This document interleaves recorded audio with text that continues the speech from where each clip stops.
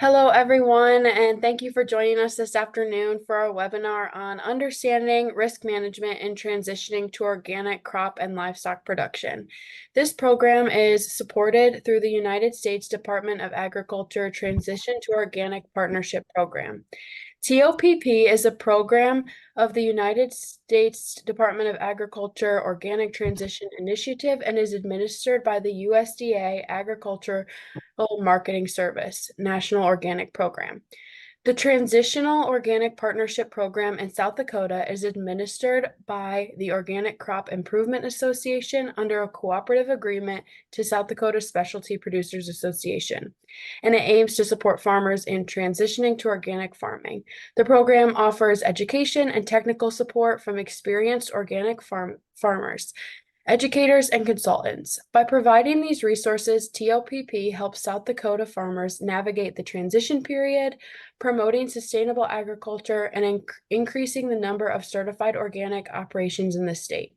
Today, we have two experienced speakers joining us to discuss risk management. We have Joyce Ford and Dr. Angela Jackson. I'm going to have them introduce themselves at the start of their presentations.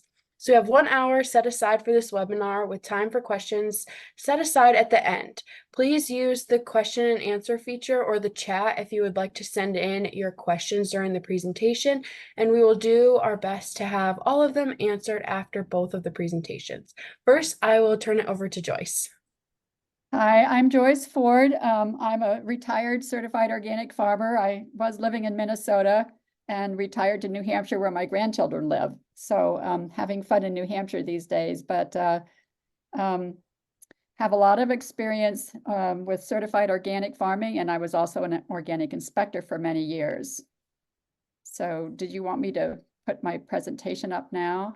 I'm bringing it up. Okay. You guys see it there? Yes. You're ready to go. So I think I can do the, or did you already do it? I think I can do the slides. So we're going to talk about risk management on organic farms, and it's a way of thinking about your farm and identifying, managing, and monitoring any potential risks so that your organic products that you're producing on that farm don't lose their organic integrity.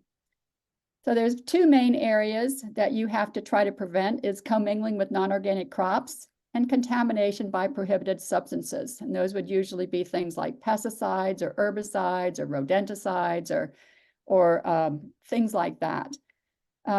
Throughout this presentation, I've also tried to give the citation of the organic regulation so that if you need to go back and find something, you can see what citation it is in the organic regulations. We call these areas organic control points of any area that you've identified in your operation where your organic products lose their organic integrity. So one of the things we wanted to talk about today was split operations, and the regulations define split operation as any operation that's producing both organic and non-organic products. And your organic system plan, I assume you guys have been apprised of, when you're applying for certification that you'll be developing and implementing your organic system plan.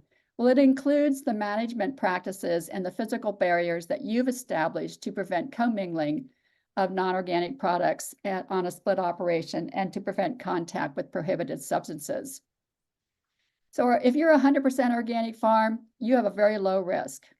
If you are a split production, meaning that you have organic and conventional crops, but those crops are visually different from each other, we call that split production, and that's a higher risk. If you have parallel production, that's when you're growing the same organic and conventional crops on your farm. So you're growing corn and organic corn and conventional corn, and of course, that's a much higher risk. So I'm going to go through the commingling risks, and then we'll go through some contamination risk, and then we're going to also talk about strategies to prevent them. So potential organic control points for commingling is if you're using the same equipment for both organic and non-organic fields, seeding, spraying, harvesting. If you have buffers and every border that you have a border within a field that is using pesticides or herbicides, you would have some kind of a buffer. We'll talk about that a little bit, but buffer, or if you're growing transitional crops, those also are an organic control point to prevent commingling. If you are using the same post-harvest handling equipment and the areas that you use for post-harvest handling, that would be drying bins, it might be packing areas, and I'm talking about, you know, lots of different types of operations here, so we have to use a lot of different terms of terminology. Storage bins and areas that have previously been used for conventional crops are potential commingling. Transportation vehicles, what your the trucks that take your product away, or if you're using your own vehicles or wagons, they're not properly cleaned. If you accidentally purchase non-organic crops when you think you're purchasing organic, and then you mix it with your organic crops, and that's accidental commingling. And of course, if you fraudulently purchase non-organic crops and mix them with your organic crops, that's also a problem. For contamination, some potential organic control points is if you have a split or parallel production on your farm, you have a lot of different areas where you might have contamination with either the fields or the areas in storage and crops.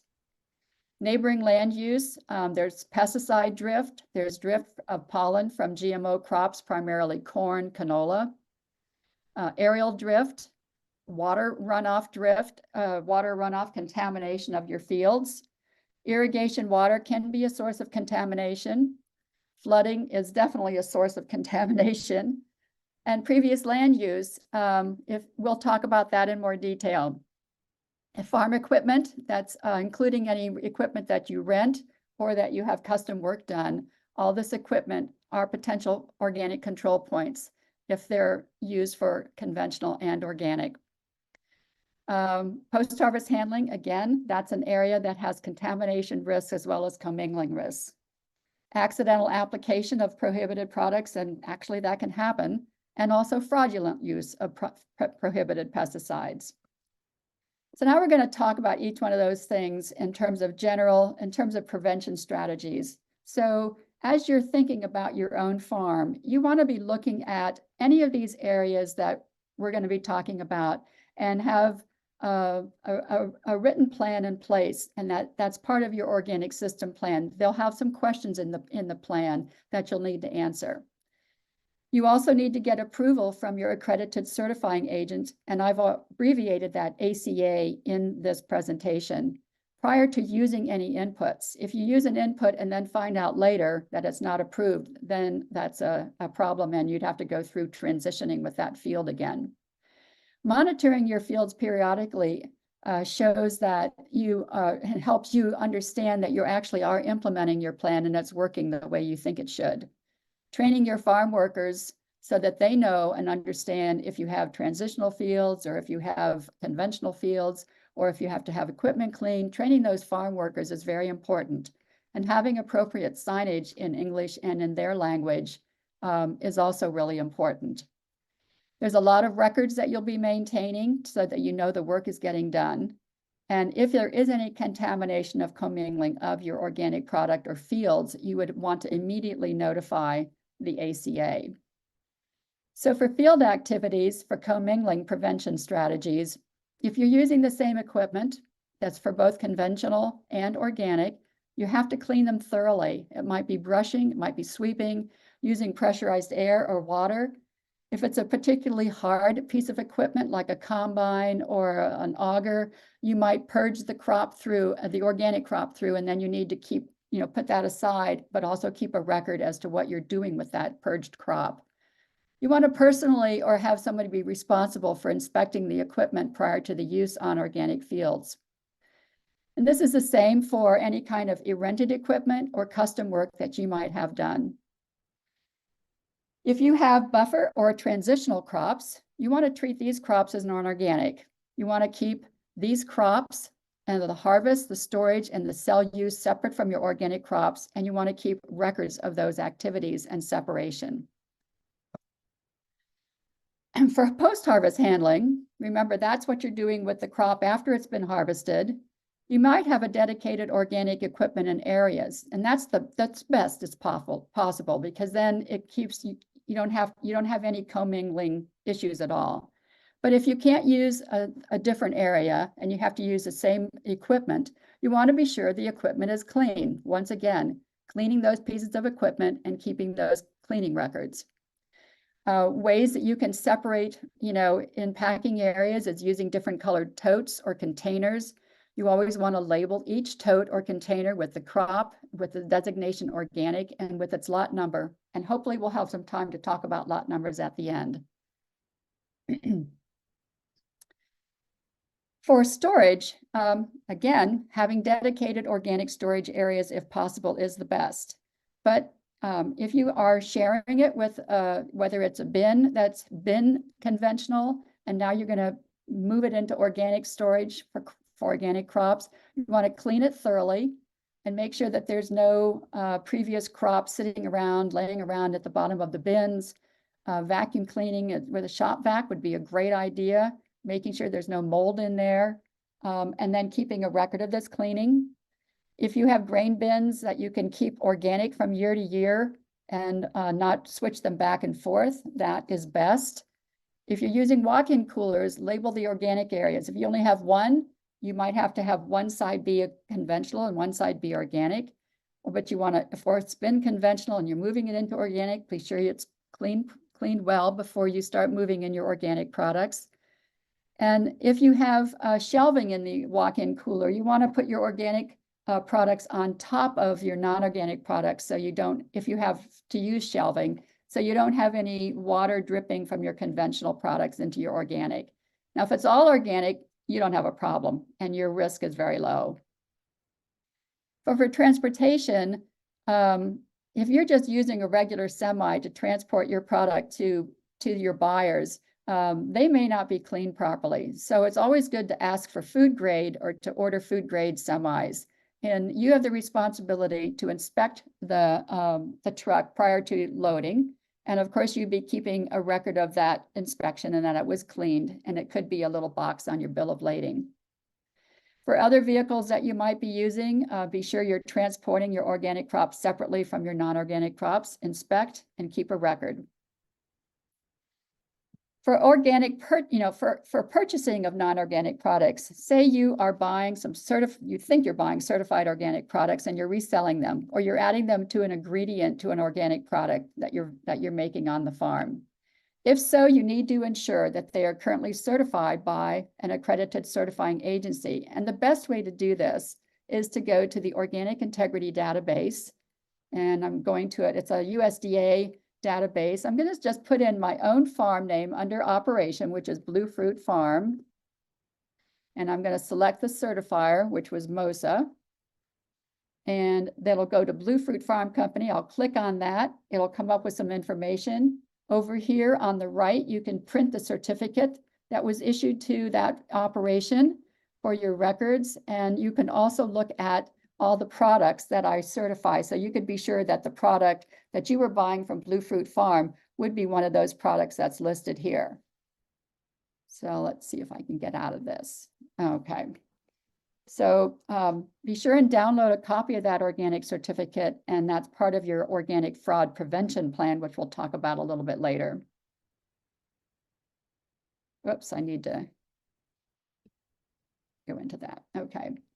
So I know this isn't something that you're thinking about, but there have been situations of fraud in the organic industry to date, and that's one of the reasons why the strengthening organic enforcement rules have been implemented this last year, was to prevent fraud.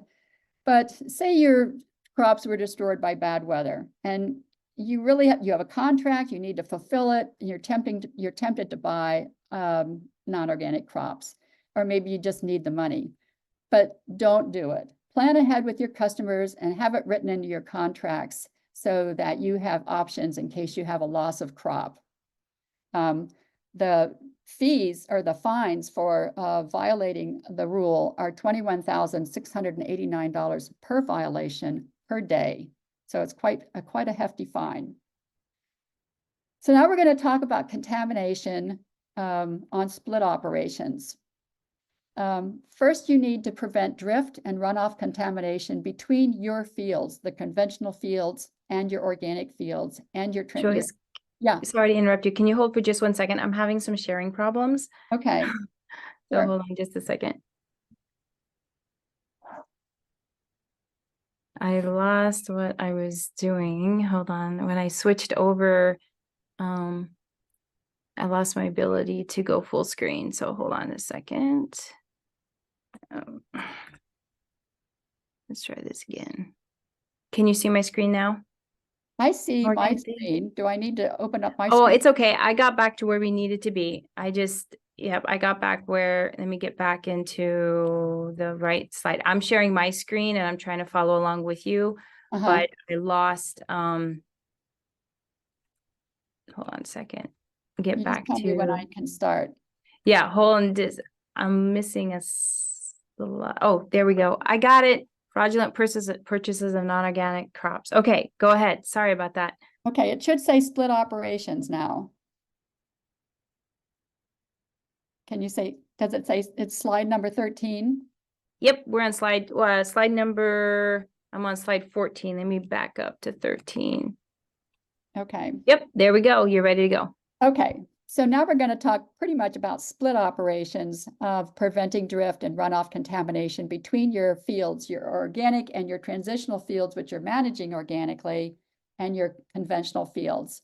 So you would need to establish buffers or filter strips, maybe permanent waterways, maybe grouping your transitional and organic fields is a way to minimize some of this buffers and things like that. But also for split operations, if you can have dedicated organic equipment for your crops, especially sprayers, that is the best. It eliminates that cleaning between uses. If you have a used sprayer that you're using, you need to replace the plastic, the fiberglass, and rubber parts and clean the metal thoroughly with detergents to remove the chemical residues.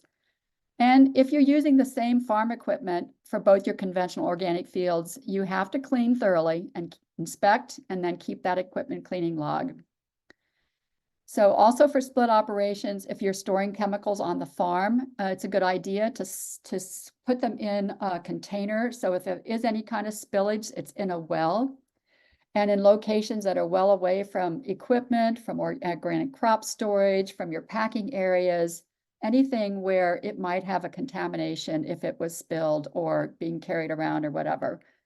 If you have old chemical containers around that are empty or they're partly have some things in them still, take them to hazardous waste and just get rid of them if you're no longer using them. It's just a good idea not to have any chemicals that you're really not using on the farm anymore. And when you get to that 100% organic, you definitely want to get rid of them. For storage bins and storage areas and walk-in coolers, don't spray herbicides or pesticides around these areas. Mow around them. You can have animals eat the grass around them.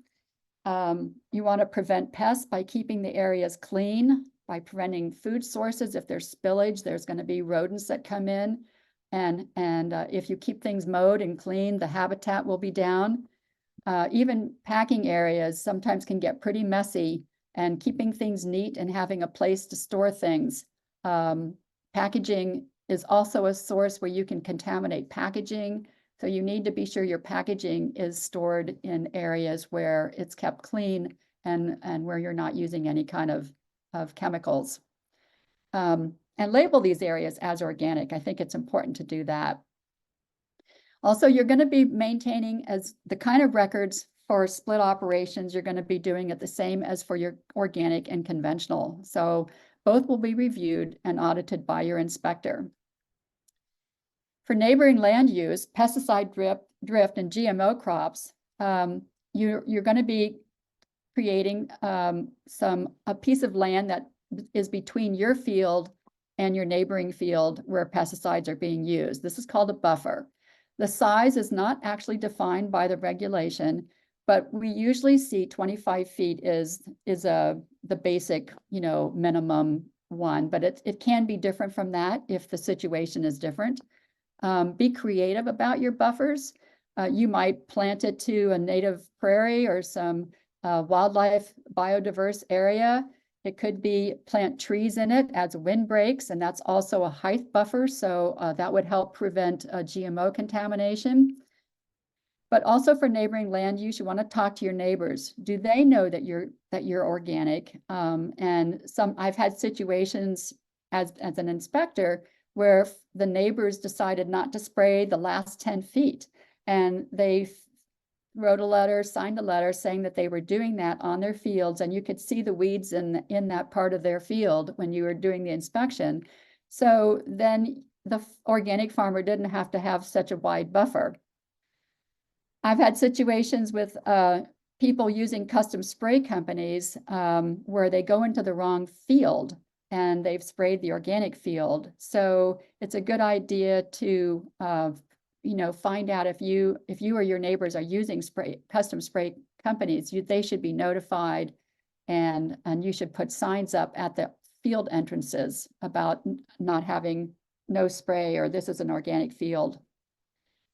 And of course, if drift does occur, you want to document it with photos, with written observations, weather conditions, file a complaint with the State Department of Ag. It's very important to file that complaint because you may end up getting compensation from their insurance company.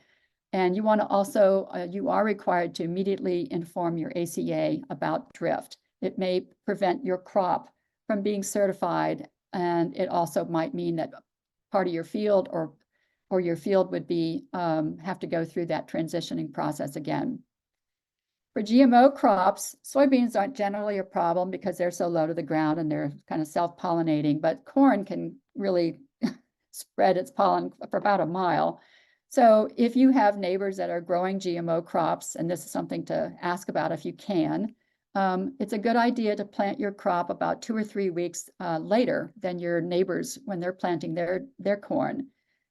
Usually corn, conventional corn is being planted when it's about 50 degrees. I know Ray O'Keel in Western Minnesota, Wells, Minnesota. He's an excellent certified organic farmer.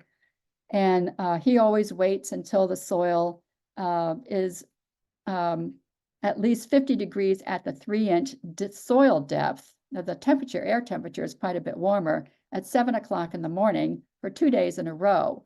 And then if he has favorable 5-day forecast, he'll go ahead and plant his corn. Organic corn isn't treated seed, so it doesn't. You don't want to plant it in really cold, wet soil like you can for treated seed.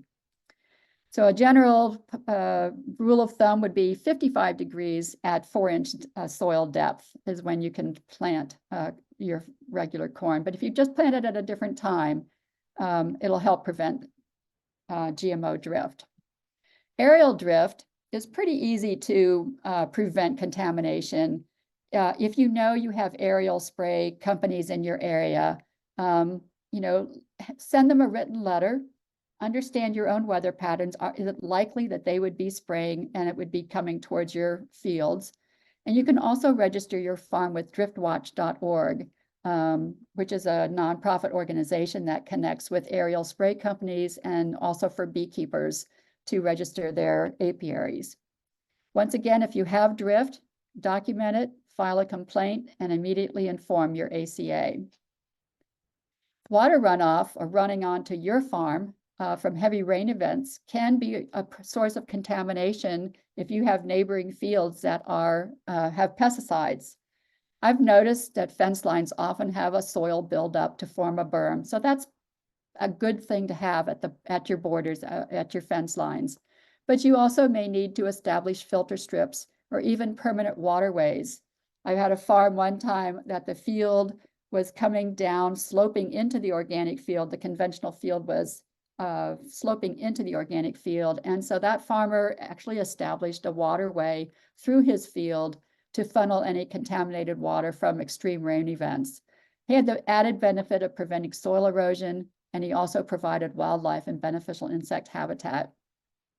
For irrigation water, the USDA doesn't really require irrigation of testing of irrigation water for any contaminants, but it's a good idea if you are using irrigation to find out what the source of that water is, and if it's upstream, to find out what the potential contamination risks might be upstream. If it's a well, then that's not usually a problem. Flooding can be a problem. So if any of your fields adjoin streams or lakes or rivers, this is going to be something you will want to address in your organic system plan. So how often does it happen? Which fields does it happen in? Does it cause soil erosion? What are you doing to fix the soil erosion? If you just have low areas in a field that just holds water when there are heavy rain events and it's not coming in from a neighboring field, these are called vernal ponds, and they can continue to be certified organic. But you can also establish filter strips or permanent grass waterways to prevent flooding into that field. But if you do have flooding, you want to notify your ACA immediately, and your ACA will determine if the flooded field or the crops can continue to be certified organic or be sold as organic. Previous land use is also a source of contamination. Hopefully all of our fields don't have previous land use that is bad, but you should, if you're renting, if you've newly purchased land, you should know what the uses were prior to that. Was there ever a landfill there, petroleum leaks? Was it a toxic waste site? Check with the previous owner or renters, and you may need a residue analysis if you have identified that it has previous land use that has potential contamination. And another thing you can do is just plant it to trees or native prairie or for non-crop and use it as a biodiverse area. We all need those on our farms. Post-harvest handling.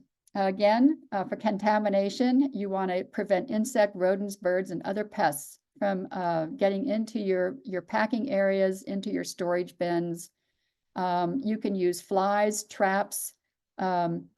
I'll just tell a little story. As we had a equipment shed in our blueberry field, and underneath we had a rainwater collection for irrigation water that we had there, and it was a big tank on a concrete slab. And we went up there, and there was a big hole that some animal had dug, and it was about 12 inches, 18 inches wide, and there was several of them. So we knew it wasn't just a squirrel or a chipmunk or a gopher. So we ended up talking to a U.S. Fish and Wildlife friend who came up and looked at it, and he immediately said, "Oh, that's a badger." He said, "Now you can't use a smoke bomb because you're organic, but you could use water and flood them out and then shoot them as they come out.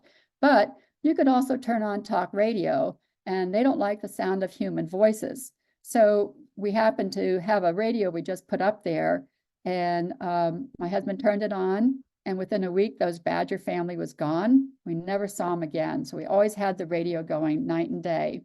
So be creative about depending on what kind of insect or pest problems you actually have, be creative in how you're managing them.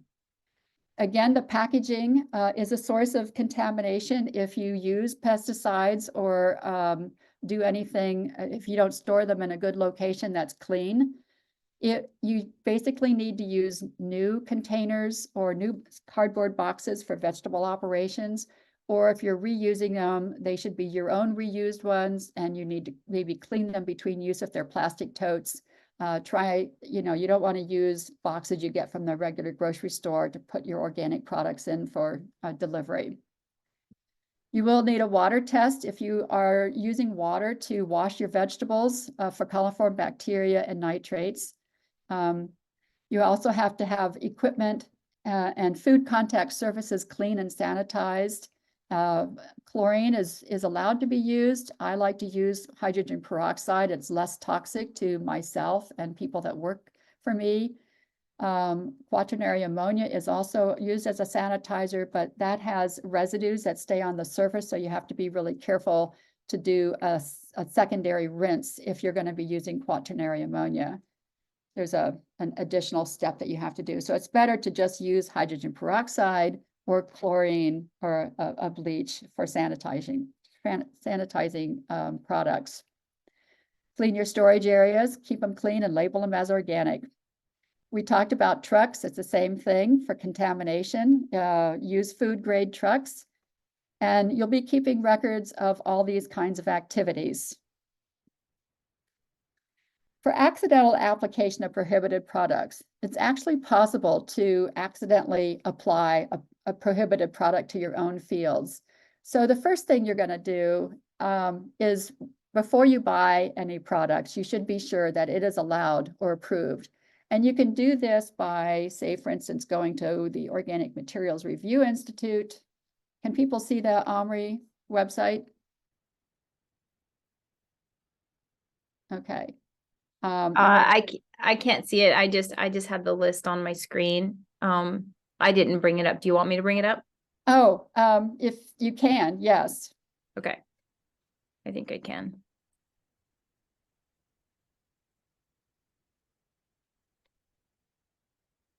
So I mean, are you seeing what's on my screen? Nope. You're just Okay. gonna, we're not seeing your screen. I'm just doing Okay, mine then on I my won't bother end. with that at all then. I won't bother with it. Okay. I've got the OMRI, I pulled up omri.org if you want to talk a little bit about the importance. Okay, well, if you go to the top left, there's a search, there's a little menu and you can go search. And so you can put in any product that you're thinking of using. And if it's approved, if it's a brand name product that they've actually reviewed, they will have information about it on there. So that's a good place to look. If it's not on the OMRI list or you can't tell, so just submit your label information to the USDA. I'm still on the accidental application slide, number 21, okay? Okay, all right. So as part of your organic system plan, you will be submitting a list, an input list of all of your soil amendments and your weed, pest, and disease and your sanitation products that you're using. So during the process of certification, all of these products will be reviewed and you'll be informed as to whether or not they've been approved. If something happens on your farm and you have to buy something different or you're using something new, just be sure you check with your ACA before you actually use it or before you even buy it. So call your ACA, provide your labeled information, and if approved, then add it to your OSP. I mentioned before about using do not spray organic farm signs at field entrances. I have had situations where custom spray companies have come onto an organic farm and accidentally gone into the wrong field entrance. So be sure you label those entrances, especially if they have public access. For split or parallel production or rented or custom equipment, of course, all that equipment has to be cleaned prior to using and keeping it cleaning records. We also talked about properly disposing of old chemical containers for any kind of accidental spills that might happen. Informing if you have custom spray operators that you use, be sure that you notify them that you are certified organic and that they need to be careful and be sure they're going to the correct field. Again, training your farm workers and having signage in English and in their language is important. So I don't anticipate that there's going to be fraudulent use of prohibited pesticides, but it has happened. So, you know, especially with diseases or pests, we've had influxes of Japanese beetles and spotted winged Drosophilus, and we don't even know what to do with some of these things yet. And well, now we do, but so if you have an influx of an insect that you don't know what to do with, it's good to just, you know, call your ACA. Call, you know, your South Dakota specialty crop people. There are technical advisors with the extension, but don't use a prohibited product to save your crop. Plan ahead, try to understand what your potential problems are going to be and have prevention plans in place. I normally would have 4 or 5 different strategies to prevent an insect pest. And then if you do use a product, you have to have those prevention, you know, strategies in operation before you can use an actual product anyway. And then know what approved inputs that you might be able to use and have them on hand is a good thing to do. So just don't use prohibited pesticides because that means your reputation, your credibility, your field, you may not be allowed to be certified anymore. Those fields would go out of organic certification, and you would be fined and possibly even jailed. In 2022, the USDA came out with some new regulations that are kind of interspersed throughout the organic regulations that we have, and they called it Strengthening Organic Enforcement, and it was primarily to make corrections to problems to mistakes that they'd made previously, and also to prevent fraud in the supply chain. So, for instance, they are now requiring most supply chain suppliers in the supply chain to be certified organic. Prior to that, the brokers and some of the traders didn't need to be, or in some other types of operations. So now those people are all needing to be certified organic. But in the organic system plan, all operators are now being required to include a description of the monitoring practices and procedures to verify suppliers in the supply chain. And they also have a definition of organic fraud, which is deceptive representation, sale, or the labeling of non-organic products as organic. So now we all have to fill out the organic fraud or create an organic fraud prevention plan. This is part of your OSP. These are some questions that your ACA has put into the OSP. Or I've noticed that some of the certifiers, some of the ACAs have actual templates that you can download and fill out. I downloaded the OCIA template, and some of the questions on that would be, who is responsible for implementing and monitoring this plan? And do you have an actual plan, or are you just filling out these questions? You have to supply a flow chart of your supply chain. That would be going back to that USDA Organic Integrity Database and verifying the organic status of any products that you're buying that are certified organic and you're using or selling in your operation. You want to have a list of fraud risks that you've identified and any prevention strategies and how you monitor them. Now, if you are 100% organic, your fraud risks you may not have any fraud risks at all. And so or if you have, disease problems and things like that, that might be a fraud risk. So be sure that, there's a lot of questions on there that are challenging to answer, but you just do your best. They also ask a question about employee training and what is your plan to report any kind of fraud that you might end up having to your ACA and to the USDA National Organic Program. That's the NOP. To answer these questions, your ACA will review that as part of your certification.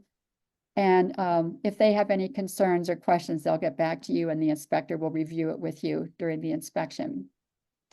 Let's see. I'm going to quickly go through records here because we've talked a lot about records.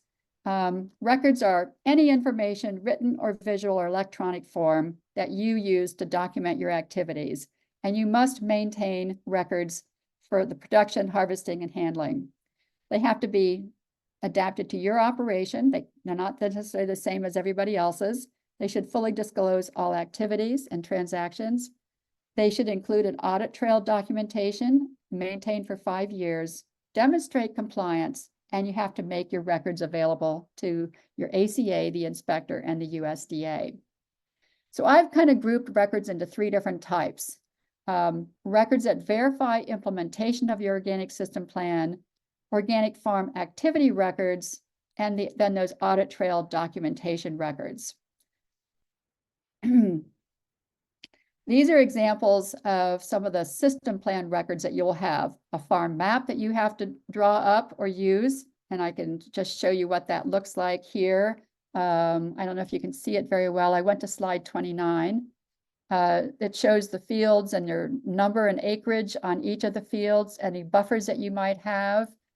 It shows your buildings. It might show any of the wild biodiverse areas, and it can be a Google generated map as well.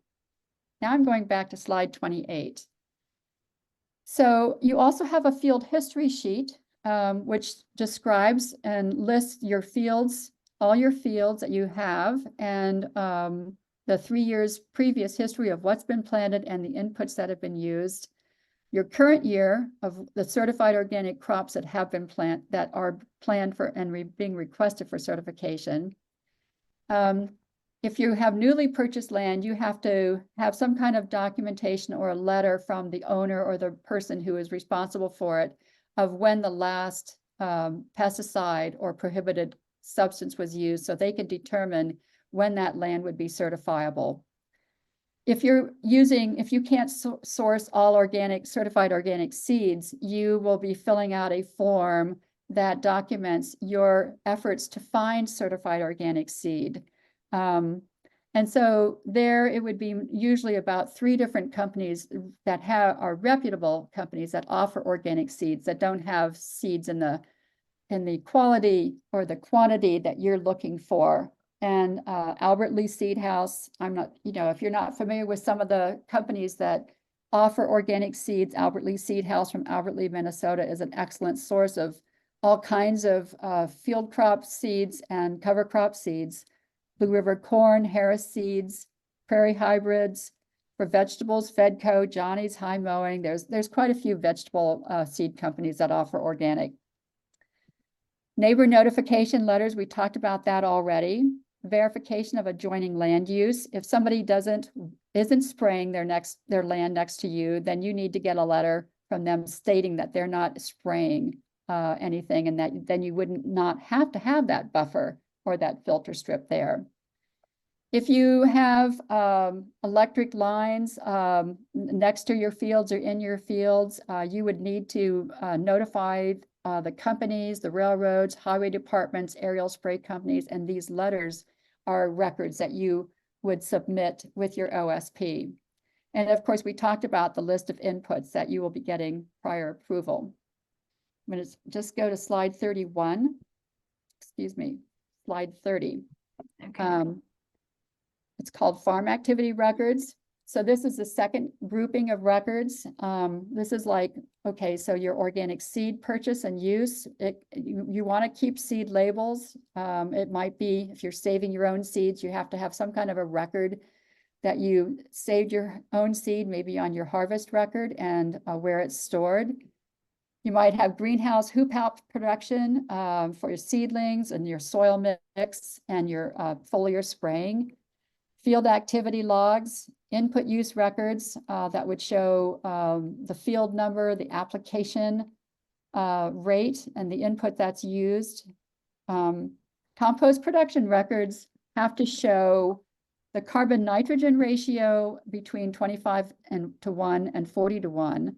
And they also have to show that you've maintained a temperature between 131 and 170. So you would have a compost thermometer. And that you have to also show that if it's a piled aeration compost, then it would be for 3 days that you have to maintain that temperature. And if it's windrows, it's 15 days and you have to turn it for 5 times. So your record would show the dates of and the temperatures that you've reached. Buffer and transitional crops planting. Remember, these crops are not organic. They can be used for animals feed if the animals are not certified. They can be sold as conventional, but so you need to have records about these crops if you have crops on these areas. And of course, we talked about equipment storage and packing area. Split operation records are the same or similar as for your organic crops, and I won't go into that, but the inspector will review and audit these records. So I'm moving on. The audit trail documentation is defined as being sufficient to determine the source, the transfer of ownership, and the transportation of your organic products. So they include all of your sales, shipping, storage, harvest, field activity. They go back to the seeds. Your inspector will do what's called a traceability audit to review your records to verify that your records can track your organic products back to the fields of production. That's what your records need to be able to do. So for your sales, you have all these different types of sales records: purchase orders, weight tickets, invoices. If you are a farm and you're selling direct to consumers, you might have a daily receipt log, a farmer's market log. If you're a CSA, community supported agriculture, you might have a record of what you deliver to the farm, to your customers each week. For these kinds of records, the inspector will do a mass balance audit, and there they will compare your actual yields from your harvest record with your actual sales, and they will compare your actual sales and yields to the expected yields from the amount of acreage that you're growing of that particular crop. They don't do it for every crop, but they will choose 1 or 2 examples. The last thing I'm going to talk about is lot numbers. They're unique to your operation. You assign them, you create them, and it's a tool to help track your product. You use a lot number on crop labels, in harvest, and in storage, and on your sales records. You always identify your product as organic, and if you're selling directly to your consumer, like a CSA, you don't need to use lot numbers. So a few examples, if you're selling organic soybeans direct from the field, I like to always kind of start with the crop. I have organic soybeans as being OS, the crop year 23 for 2023. And then if it's being sold in the field, it doesn't have a bin number. So it shows the fields 1, 3, and 6. Now, if you have a lot of soybean fields, that can be very long. So you can put in your harvest record, kind of, if you're selling all of your soybeans at one time, you could just shorten that to OS 23 because all your soybeans were going to one place. And you don't have, because your harvest record shows what fields were being harvested of soybeans on a specific date. If you're storing your soybeans in, say, for instance, bin number 2, and when you're selling them, your lot number might look, and these are just examples, they can be anything. OS for organic soybeans, 23 for the year, the crop year, and 2 for the storage bin. And then your storage bin record and your harvest record would show that it went into bin number 2 and would have that same lot number. And then it's used on invoices, and that's how you can track it back. So if you're selling fresh organic broccoli to a restaurant, organic broccoli, OB, is the designation for the crop. And then instead of using a date of harvest, which can get kind of murky about what that date is, I like to use the Julian date. The Julian date calendar is a 3-digit number for each year, for each day of the year. Like January 1st is 001, January 2nd is 002. Well, August 8th for 2023 is 220. So, and I always just had it posted in the packing shed what my, Julian date calendar. So people, when they were writing down the lot number for that product coming in, they could just look on the calendar and say, okay, today's date is 220. So for that, the lot number would be OB220, and you could track it back to the harvest log because 220 would track back to August 8th. Just a few resources, going to your ACA's website. They have a lot of records and explanations and information there. ATRA, the Alternative Transfer of Technology to Rural Areas, has a lot of free publications about how to produce, and also they have a specific document on records. If you want to read the USDA regulations, they're very easy to read. You would want to definitely read Subpart C. And then the USDA also has an Organic Integrity Learning Center for trainings and resources. Good luck. So I'm going to turn it over to Angela. Okay, thank you, Joyce. So I wanted to pause just a moment since we only have about 10 minutes left to see if we have any questions related to crops before we move on. So I think folks should be able to drop their questions into the chat. Anybody's got any questions for Joyce? Or they can they unmute themselves too, Morgan, and ask the question? Okay. Okay, I'm back now here. Does anybody have any questions for Joyce? Anything on crops? I know I went pretty fast, but Joyce, it was excellent. It was absolutely excellent. Super good. So if there's no questions from the participants at this point, I'm just going to quickly go through like literally 5 minutes on the livestock side. So we could do an entire 1.5-hour presentation on livestock. We don't have time for that. But in future webinars, we are going to be diving into livestock quite a bit. So then there'll be an opportunity, the things that Joyce was talking about, these organic system plans, some of this record keeping. On June 21st, there's going to be a field day at my farm, and I'm going to have all these documents available. So if you're really curious, like what does this look like on a real farm, I'll have all that information available for folks to come look at, including my livestock OSP. One thing before we start talking about OSPs is when Joyce was going through her presentation, your ACA will, if you're depending on what scopes you're certified for, you'll have a different OSP for each scope. Joyce was talking about the one that you'll have for crops. There's also one for greenhouses. There's also one for livestock, and there's also one for handlers. Those are the common four ones that I see, that I have, that I've worked with in the past on my farm. Did we have a question? Oh, great. Thank you, Morgan, for dropping that registration link in there. Okay, so I'm going to share my screen quick and see if I can find where I need to be in my resources. Hold on. I got to go back to Joyce's and back out of that one and open up mine. All right, let's go. Real quick, I just want to talk about risk mitigation. Joyce talked about this a lot in her presentation about what's this approach that we need to do or to apply in order to lower a loss? And she mentioned it many times. It's proactively addressing those critical points in your organic system plan. In this case, it would be your livestock organic system plan that we're talking about. So while we're focusing on transitioning organic producers in South Dakota, I wanted to also mention that your land needs to be certified organic in order for your livestock to be certified organic. So your livestock has to be on certified organic land when they're born, or if you're transitioning your dairy herd for the first time, your dairy animals, there's a process for that. But we're not going to have time to kind of talk about all those transition points today. This is a pretty high level discussion. Joyce talked about your fraud prevention plan. I also want to talk about a risk management plan as part of your OSP. Joyce talked about a lot of documentation that you need to include in your OSP, and she talked a lot about keeping records and strategies and things. And so I would encourage you to proactively put together a plan B for what happens if something happens. So we lost our organic certification 2 years in a row. First year due to aerial spray, and then the second time due to ground sprayer who went off target. So we did not have a risk management plan or a response plan in place. I wish we would have.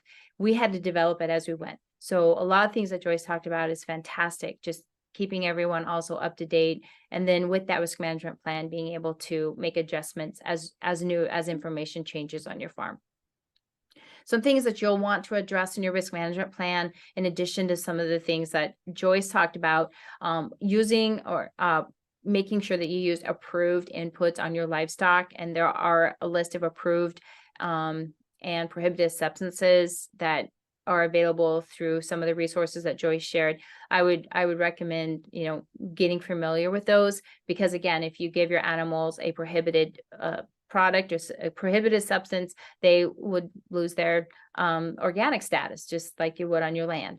And they being prepared in your risk management plan. What do you do if there's a natural disaster? How do you address accidents and injury to your animals? And then what happens in the case of market loss? So having all of that already prepared, ready to go. So if something does happen, you have some tools in your toolbox to go to without having to spend time trying to figure it out. So kind of some critical points of your livestock OSP that, in addition to some of the things that Joyce talked about, some things you might see in your livestock OSP is your outdoor access. So we have poultry on our farm, so there's specific rules to outdoor access within organic, as well as access to certified organic animal feed, because animals, all of your animals need to be fed only certified organic animal feed. So if you have a non-organic garden that you're maintaining, you can't take those non-organic scraps or table scraps from your previous night's dinner and throw it out to your organic pigs. That doesn't work. So it needs everything on the farm has to be organic, even the scraps that you're feeding the animals from the garden. And then paying attention to enclosures and equipment, and making sure that those are cleaned and that you're using approved sanitizers and cleaners when you're cleaning that equipment. And then making sure that any treatments or supplements are approved by your accredited certifying agency or certifying body prior to use. So if you're going to switch animal feed, or you're going to start a new supplement for your livestock, prior approval is the way you want to go with that. So that you don't, I had an incident where, I had a product that was approved, right? It was OMRI listed. And then when I went 2 years later, it was not OMRI listed. Joyce, I'm sure you've had that situation happen. They change. So if it says OMRI listed on the bag, that may be a bag that was printed like a year ago, which is what happened to me. And that OMRI listed was no longer registered with OMRI, even though the packaging said that it was. My certifier caught this, and I was like ever so grateful. But then I had a situation I had to address right then and there, is that, oh my gosh, I just put, this product is not allowed in organic, but it says OMRI listed on the package. That was a sad day for me, Joyce. So you have to check those, even though it says it on the label, you do need to do your due diligence. Like Joyce was talking about, go to the USDA's, I'm drawing a blank, their website that has a list of all the operations. What's that called again, Joyce? I'm just the Organic Integrity Database. There you go. The Organic Integrity Database. Yep. And make sure they're all on. Make sure that what you're feeding your animals, if it's certified organic feed, double check the label that they're actually certified and everything's on the up and up. Because I actually did also buy feed from someone who had lost their organic certification. And the website hadn't been updated yet. So that was another little thing that I had to navigate. So keeping all of your marketing changes and written contracts, and just making sure that you're using the right products that are actually approved for your operation. And I want to talk a little bit about marketing risks. Although Joyce didn't talk a lot about this, one of the things that we do on our farm is we secure written contracts with our buyers that outlines all of these different provisions, so that we're actually knowing who we're growing for.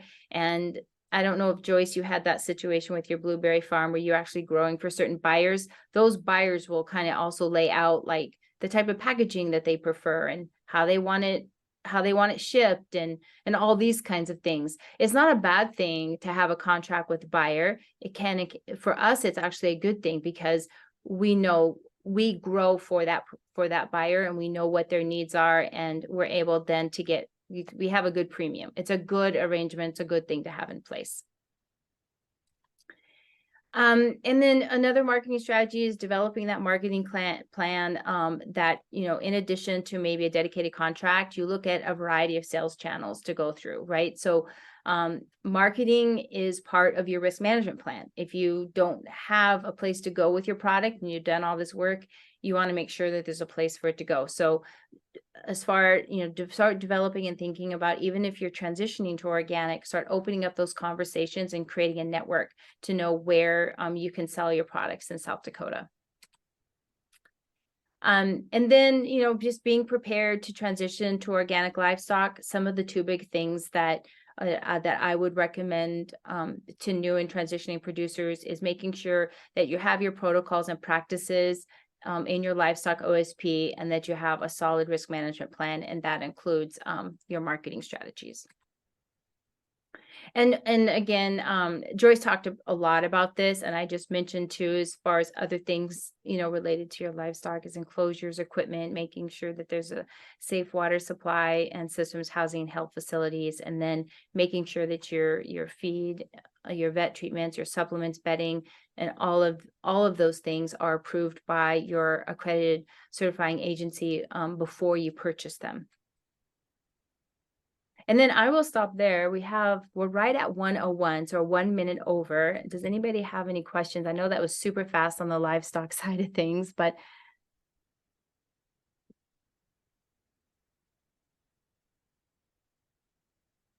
All right, doesn't look like we have any questions yet. So Morgan, did you have anything you'd like to add before we conclude? Just have a short closing statement. I just want to thank everyone for joining us today, and I put some links in the chat for upcoming events, the field day that Angela referred to, as well as I'll pop in your contact information for Dr. Jackson. As you exit the webinar, there will be a post survey that pops up on the screen. If you could take a few minutes to respond, it would be greatly appreciated for our reporting and as we develop more programming. Yeah, thank you so much, Morgan. And thank you, Joyce. Thanks for So having nice me. to see you again. Yep, great. Thanks, everyone.